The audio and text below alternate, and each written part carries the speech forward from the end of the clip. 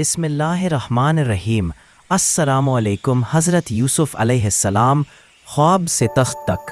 ایک رات ایک معصوم بچے نے خواب دیکھا، 11 ستارے، سورج اور چاند سجدے میں تھے۔ یہ خواب حضرت یوسف علیہ السلام کا تھا۔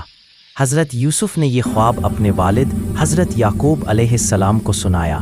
حضرت یعقوب علیہ السلام سمجھ گئے کہ یہ کوئی عام خواب نہیں۔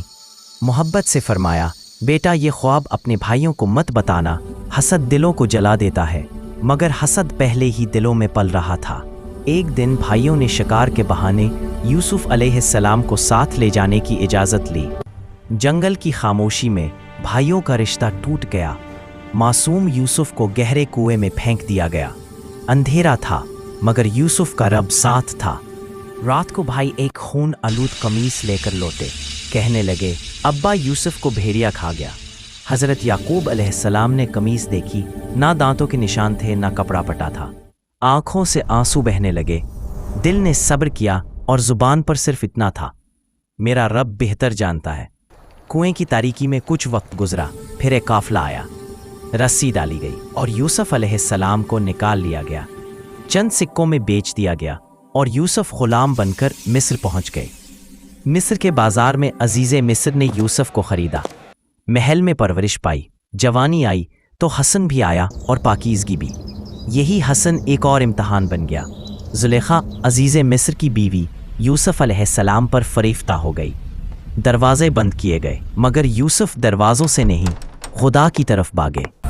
اسی لمحے ایک بچے نے سچ کی گواہی دی، حق ظاہر ہو گیا۔ مگر پھر بھی یوسف قید خانے میں ڈال دیے گئے۔ قید کی دیواروں کے درمیان بھی یوسف کا کردار آزاد رہا۔ وہاں خوابوں کی درست تعبیر بتائی۔ وقت گزرا۔ ایک دن مصر کے بادشاہ نے خواب دیکھا، کوئی تعبیر نہ بتا سکا۔ آخر کار یوسف علیہ السلام کو بلایا گیا۔ یوسف نے خواب کی تعبیر بتائی، قحط کا حل بتایا اور قیدی وزیر بن گیا۔ مصر کے خزانے حضرت یوسف علیہ السلام کے سپرد کر دیے گئے۔ پھر وہی قحط آیا جس کی خبر دی گئی تھی۔ دور دور سے لوگ اناج لینے آنے لگے۔ انہی میں حضرت یعقوب علیہ السلام کے بیٹے بھی تھے۔ یوسف نے بھائیوں کو پہچان لیا مگر وہ یوسف کو نہ پہچان سکے۔ ایک شرط رکھی گئی، بنیامین کو ساتھ لانے کی، تبھی اناج ملا۔ آخر وہ لمحہ بھی آیا جب یوسف نے اپنی پہچان ظاہر کی۔